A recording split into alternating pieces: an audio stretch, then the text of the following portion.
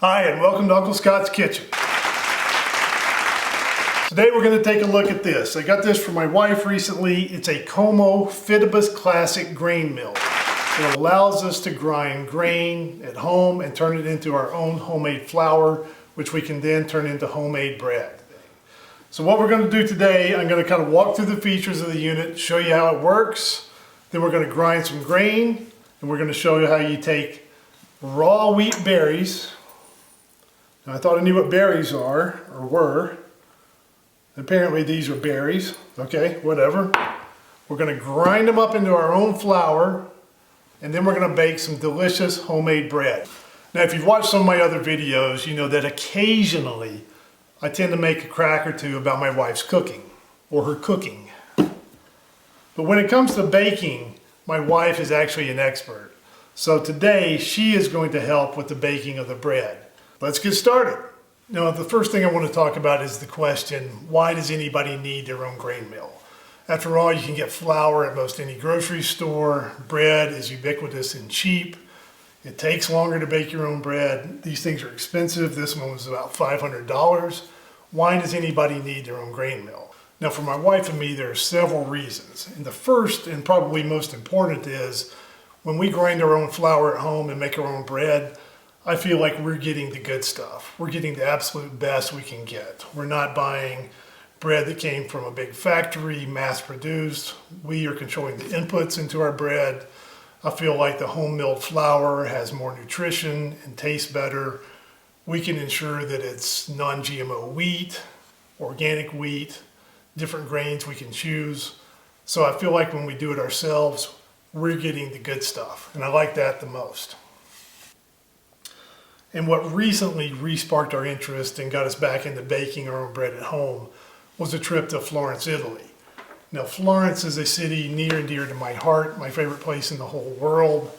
I lived there for a couple of years and I go back every chance I get. I absolutely love it over there. And we were over there, and this time we went to a little town on the outskirts called Strada in Chianti. Now, in Strada in Chianti, there's a small family-owned pasta maker. The name of the company is called Pasta Fabri. Multi-generational ownership, a lot of history, just like everything else in Italy. I mean, for example, in World War II, the Nazis were retreating, the Allies were chasing them up through Italy. As they went through that town, they put a bomb in their oven and blew up their bakery, just so that when the Allies arrived, they wouldn't be able to bake any bread for them. So there's all kinds of historical stuff like that that really adds to the interesting nature of the company. Now, one of the sons was nice enough to give us a private tour of the pasta making facilities. We saw all the machines, we saw all the equipment, but one of the most interesting things was he demonstrated how they used to make flour for pasta back in the day. He took some wheat, put it in the stone grain mill, cranked it by hand, and I'll be darned, right out the front spout came fresh ground flour. It just seemed so easy, and that was kind of a light bulb moment for us. You know, we decided we can do that at home ourselves too. And he further added that he believes a lot of the problems people have with gluten intolerance these days come from the type of flour that's being used. He says that if you use ancient grains or use non-GMO wheat, you can control the amount of bran, the amount of germ, which has the fats and vitamins. You can control the amount of endosperm, and I hope I never have to use that word ever again, which is the starch. You can control all of that when you make your own flour. He says that pasta and baked goods from that type of flour don't cause the same type of digestive problems that some of the other modern GMO mass-produced flours do. So that further added to our desire to make our own flour at home. Okay, enough yakking, let's get started. Now, I did a lot of research on grain mills before deciding on this one. And to kind of give away the ending at the beginning, I do like this, or else I wouldn't be talking about it on my channel and online. Now, this thing is made out of wood. It's not a veneer. It feels very solid. It's made in Austria, kind of Sound of Music type territory, if you will, where you kind of get the image of people maybe having whole grains or muesli for breakfast. So at least it's not made in China. Feels very solid. It's heavy, weighs over 16 pounds. Now when you see one of these online, you don't really get a true sense of how big they are. So just for comparison purposes, here's a half gallon of milk. Everybody knows how big a half gallon of milk is. You can see this is quite a bit larger. So just to get an idea of how big this thing actually is in person. Good size unit. It's a good looking unit. It's one of the few things I've bought for the kitchen that my wife doesn't mind me leaving on the counter. It actually looks very nice in the kitchen, which, you know, that's kind of important. You know, functionality and how it performs is obviously the most important thing, but it has to look nice too. So it does look nice in the kitchen. So as far as operation, there's not a whole heck of a lot to it. It kind of operates similarly to a coffee grinder. You put wheat berries or other grain in the top, it grinds it up and comes out this spout. And it's really a very simple design. There's only one switch, an on-off switch. And other than that, the only thing you have to do is rotate the hopper back and forth to select your grind.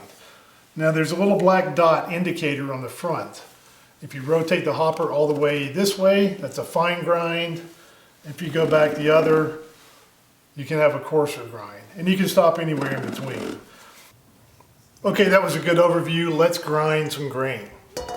Open the hopper, turn the machine on, and in goes a cup of grain. And holy cow, what is that noise? It produces a screeching, grinding, horrible noise, kind of like my wife sounds before I have my first cup of coffee. You definitely would not want to grind grain with a hangover. But thankfully it was over quickly and not all that bad.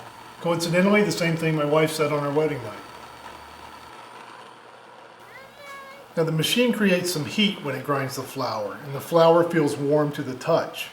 And it immediately gives the kitchen a really nice aroma without even starting to bake the fresh bread. It definitely smells better than my wife's countertop compost bin, which she never empties and is currently growing fur. And here it is, freshly milled flour. Now for a couple of quick ballpark stats, it takes about 2 minutes to grind a cup of wheat berries. And of course when baking you'd want to use weights instead of volumes, but for a good ballpark estimate, this 1 cup of wheat berries produced about 2.5 cups of unsifted flour.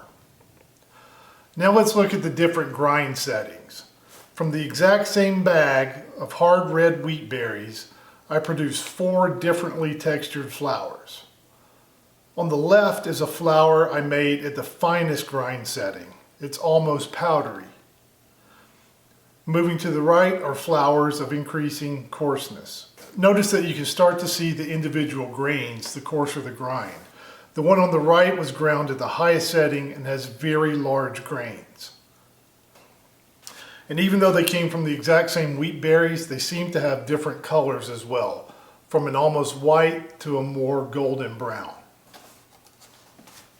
Next, I used a sifter. I would highly recommend a sifter screen if you get a grain mill. It was the first thing we bought after purchasing the KoMo. You can get screens with various sizes to sift out the leftover bran.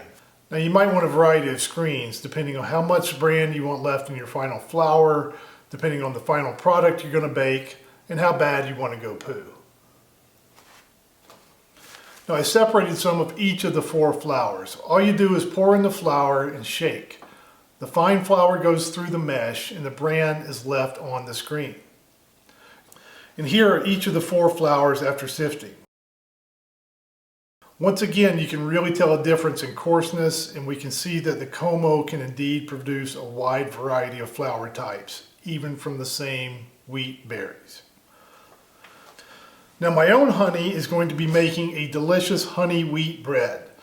I'll put up a more detailed recipe on the website and or below the video here on YouTube, but here's how my wife makes it. So for honey whole wheat bread, she starts by mixing the wet ingredients: warm water, honey, olive oil, and yeast. She mixes it up and she lets it sit until it gets foamy. Now while that is happening, she grinds up the grain and prepares the dry ingredients. She uses 2 parts hard red wheat berries to 1 part of another grain. She'll either use spelt, kamut, which I learned is a grain and not an Iditarod sled dog, or soft white wheat berries. Again, this is more art than science at this point, so she has fun experimenting with different combinations. So 2 parts hard red to 1 part some other type grain. She grinds that up and makes the flour. Then she adds in salt and whisks it all together to combine. Next, she adds the wet ingredients. She combines everything and stirs it up. Then she kneads this by hand for 10 minutes. Now you could use the good old KitchenAid with dough hook to do this, but she's kind of old school and enjoys doing this by hand. And here's a good home baking tip she has. She says that home ground flour takes a little longer to absorb water and liquid than store-bought flour. The dough might seem too wet at first, but give it time.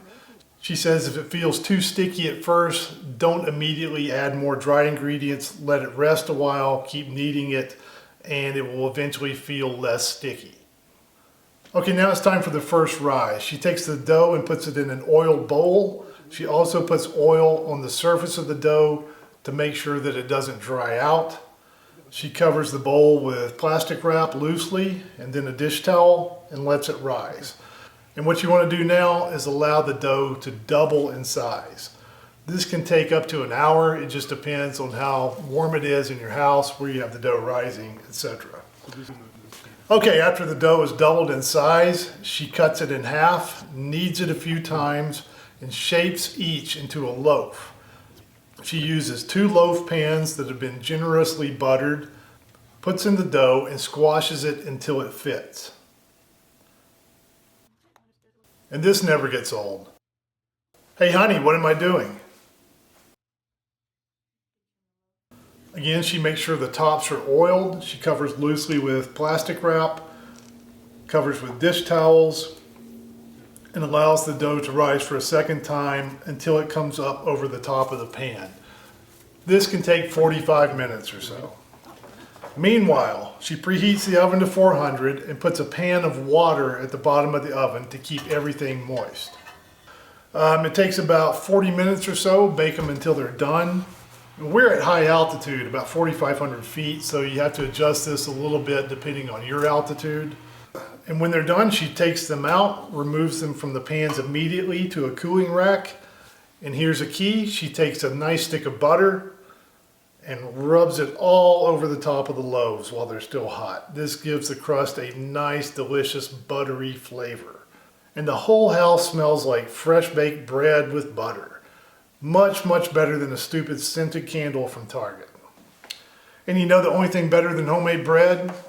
Using homemade bread for a delicious homemade BLT. Oh yeah. Okay, now let's talk about cost a little bit. A good grain mill is expensive. This KoMo goes for between $450 and $500 depending on what you get along with it. So my best advice is this: if you buy one, resolve to use it. If you buy a grain mill, just use it once, then stick it in the pantry. You're going to end up spending $500 for 1 loaf of bread, and the numbers just don't work. So a grain mill can either be a great investment if you want to use it to eat healthier bread and learn how to bake, or it can be a waste. It just depends on how you resolve to use it. We love ours, we use it. If you buy one, just make sure you use it. Now, as far as grains go, you are not limited to wheat. The KoMo will grind most anything non-oily, but most any grain you'd want to use to make baked goods or baked bread will work, and it's not too hard to find them. Good old Bob, Employee of the Month, once again, down at the Red Mill. He makes a variety that you can find in many stores. Our local grocery store has a good bulk section with wheat, spelt, and other grains. And of course, Amazon, Pleasant Hill Grain, and other internet retailers will deliver them right to your door. Now, if I have one minor first world complaint about the KoMo, it's that I wish it had a more in-depth instruction manual. I think it would be nice to have more recipes and a little bit more information on standard grind settings for various types of flours to help people get started. But again, that's a first world problem. And you know, we're kind of left to experiment, and that's fine too. It's kind of fun anyway and part of the learning of the baking process. And really, there are thousands of baking books out there. I find them at yard sales for $1 lots of times, but the internet also has tons of free information. There's baking forums, there's blogs, places like Breadtopia, Pleasant Hill Grain, Reddit, YouTube. We'll be doing more recipes as well. So there's a wealth of free or almost free information on baking out there. All you got to do is look. Easy to find. Okay, so that shows just how easy it is to grind your own flour and make your own bread at home. It's particularly easy if your wife just does it for you. So thank you very much to my wife for making that delicious honey whole wheat bread today. This KoMo Fidibus Classic grain mill I think is an excellent product, and I give it an unhesitating thumbs up. I think it's well made, it's easy to use, it's very reliable. We've been using ours for a while now, no problems.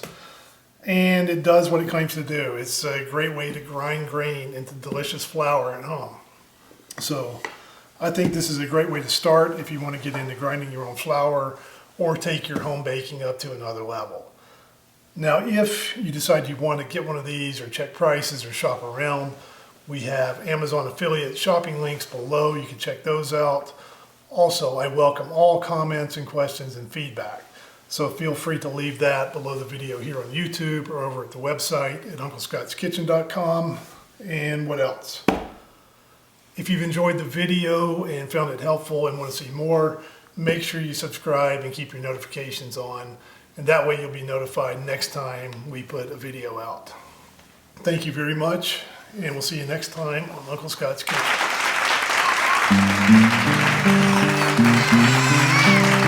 What are you crying about?